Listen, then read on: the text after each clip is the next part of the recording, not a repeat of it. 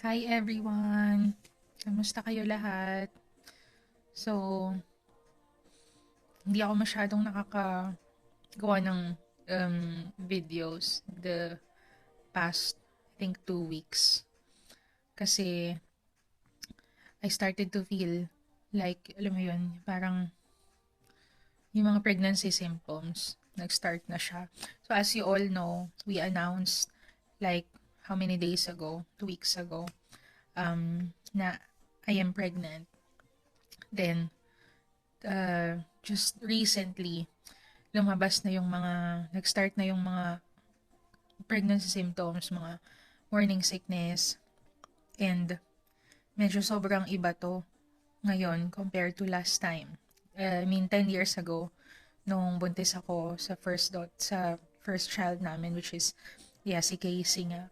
Iba, malaking pagkakaiba siya.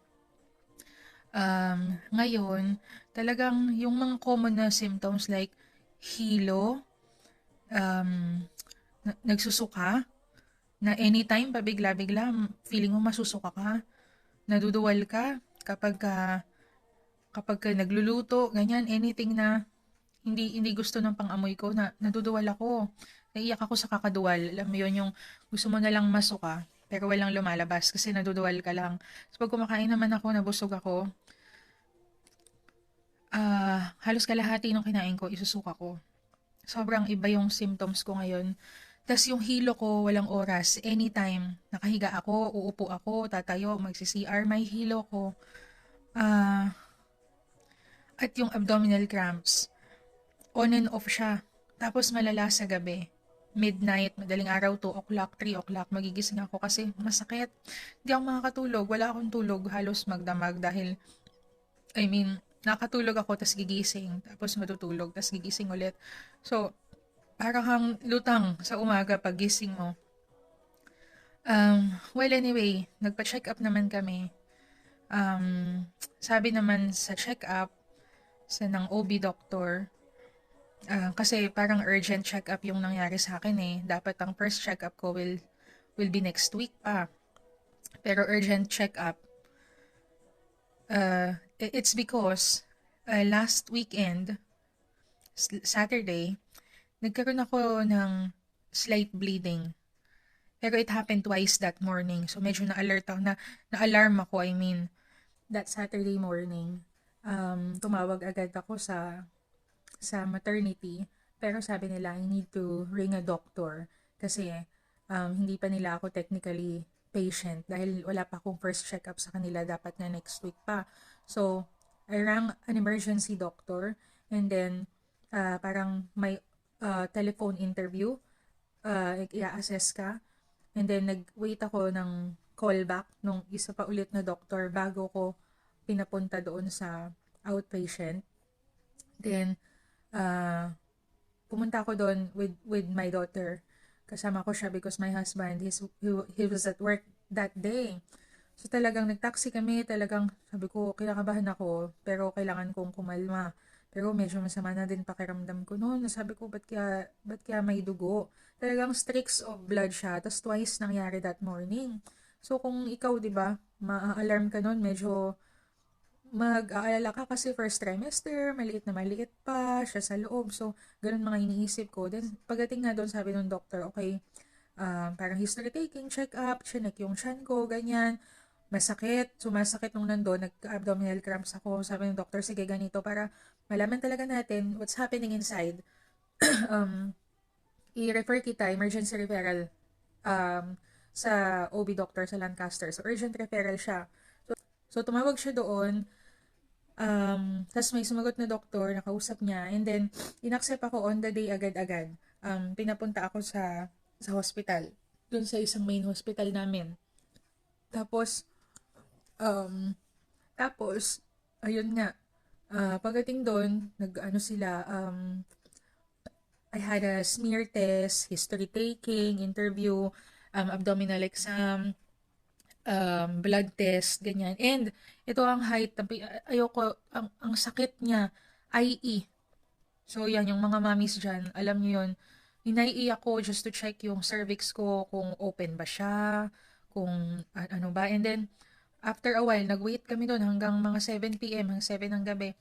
Tapos, they told us na, sabi, based sa smear test, 3 times yung smear test na tinest nila sa akin sa loob eh. Tapos, sa IE exam, they noted some bleeding nga sa loob. So, syempre mas, alam mo yun, parang, bakit? Ano nangyari? Ba't nagmad ako magbe-bleed? So, sabi, it's a threatened miscarriage. Pero since threatened, safe naman siya sa loob, although kailangan natin i-scan just to check kung kamusta ba ang implantation ng fetus. Nag-implant ba siya properly? May heartbeat na ba? So, lahat yon. And then, dun sa bloods ko, sabi nila, okay, you're good to go for a scan, pero hindi on that day. Nag-wait pa ako ng 3 days. They did a scan Tuesday pa. Then, so at least I got a slot for the scans. Pero yung agony of waiting from Saturday to Tuesday, medyo iba, nakakaba. Doon lang nag-sink in sa akin na I'm pregnant, na buntis pa lang nga pala talaga ako, no? Ito na siya, ito na. Tapos, nag-start na yung mga symptoms ko din nun, sumabay. Hilo ako palagi, ganyan. So, it's just weird. Then, nung Tuesday na, we went there, bumalik kami, and they did a scan. I waited for like 1 hour and a half kasi may iba ring mga patient doon. Pero, ayun nga, napaaga rin kasi kami. So, nag-wait ako ng kaunti sa time slot ko. And then, nung nag-scan na, nagpipigil din ako ng ihi kasi kailangan nila full bladder dahil maliit pa nga sa loob so they can have a good look inside. Dapat full bladder ako. So, nung iniscan na nila ako, sabi nila, okay, we can definitely see a baby inside. It's just 6 weeks. Sobrang liit pa niya. And may heartbeat siya. And the implantation is good. It's not just everywhere na implant.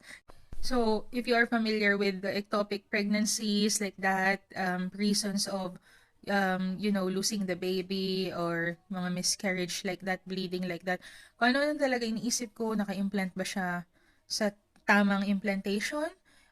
Or baka kung nasan siya, or may heartbeat ba siya, ganyan. Pero, sabi ko, let's pray for the best. Talagang sobra yung prayers namin nun. I can definitely feel na I am pregnant, sabi kong ganun. Kaya, nandyan pa rin siya. And then, thank God, after nga nung scan, sinabi nila na naka-implant siya ng maayos, everything is fine with the baby, there's a heartbeat.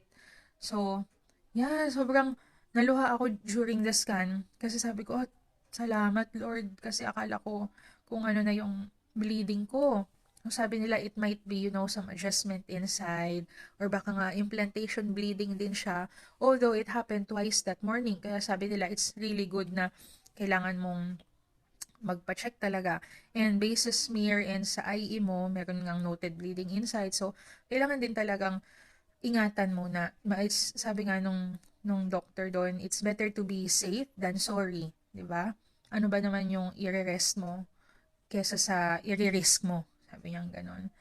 Which is, totoo naman. Pero yun talaga, ang hirap lang ngayon kasi yung mga symptoms ko, lumalala siya. Tulad kanina, wala akong gana kumain. Sobrang pakla nung panlasa ko. As in, bitter, parang metallic taste. Tapos, nahihilo ka, nasusuka ka, ganyan. Yung sopas na kinain ko, wala akong gana eh. So, sabi ko, sige magsopas tayo. May sopas kami. Wala akong gana. Kumain lang ako ng konting-konti, tapos naduwal ako, tapos nasuka ko pa yung kaunti. So, ayun, kaya, naka-bed rest ako ngayon, nandito lang ako sa bahay, hindi rin ako makalabas, or kahit sumama man lang sa grocery, kay husband ko, hindi pwede, kasi nga, kailangan mag-ingat-ingat muna. It's better nga to be safe than sorry, sabi ng doktor. It's better to rest than to risk it, sabi din niya. So, kailangan talaga nating makinig kung ano yung advice natin pag mga ganun. Kahit feeling natin, kaya mo na. But for me now, I can definitely say na hindi ko talaga kaya pa. Yung hilo ko, iba siya. Although, ito yung mga symptoms na to, kung tatanungin mo sa iba, naramdaman din nila. So, it's normal for pregnant women. Nasasabi ko lang siyang iba dahil nako-compare ko yung pagbubuntis ko noon sa panganay namin. Hindi ako ganito. Um, okay ako noon, okay pakiramdam ko, okay ang appetite, ang panlasa, walang suka.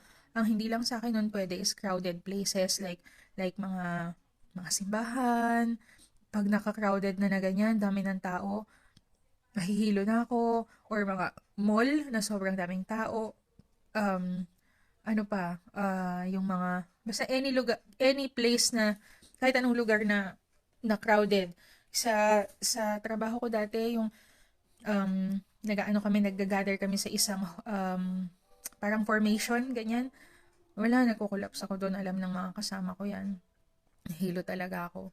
Tapos, collapse talaga ha, hindi basta hilo. So, ayun. Pero, yung mga symptoms sa ganito, like, suka, hilo, sakit ng tiyan, abdominal cramps, um, pangit ang palasa, walang gana kumain, kulang ang tulog. Di ako ganito nun. Okay ang tulog ko nun, okay ang kain ko nun. Kaya doon ko siya nako-compare. Although, yung mga nararamdaman ko naman talaga ngayon is symptoms talaga ng buntis. Kaya sabi ko, okay lang, malalagpasan naman to. Lilipas din naman siya. Usually, sa first trimester talaga siya lalabas. And hopefully, I'm praying na pagpasok ng second trimester, pero 5 weeks pa yun bago ako pumasok sa second trimester.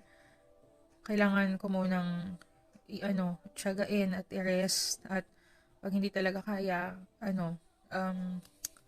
kumain lang tsaka ipahinga muna, ganyan. Yun, sobrang, ah, yun, hindi ko na din alam. Nahihirapan nga din ako minsan sa symptoms ko, parang nakakapagod. Minsan nakakaiyak kasi may mga naiisip kang baka pwedeng kainin mo na gusto mo, pero wala dito sa atin eh. Hindi katulad dati sa Pinas na lahat ng access ng gusto mong kainin nandyan. Alam mo yun, mag-crave ka. Ngayon dito hindi. So, yun. And, yeah. Holy is a Holy Week this week. Mag-ingat po lahat. Mag-enjoy kayo kasama pamilya nyo. Siyempre, magnilay-nilay, magdasal. Ingat po lahat sa Pilipinas. And yun, mag-update lang po ulit ako. But hindi masyado, I think. Pero sa totoo lang, sobrang laking bagay na alam mo yun, nakakagawa ako ng mga ganitong in this simple way. Parang nakakausap ko kayo, nako-communicate ko kayo. Nahirapan din kasi ako yung tawag na matagal kasi may time na gusto kong ihiga, hindi gusto kong mag-CR, ganyan. So, sobrang thankful ako sa husband ko tsaka sa anak ko, sobrang understanding nila. Pati na rin sa mga katrabaho ko, sobrang understanding nila sa sitwasyon ko ngayon. This is for our baby's safety. So, yun muna ang priority ko talaga for now. Thank you everyone. So, see you again on my next video. Bye-bye. See ya.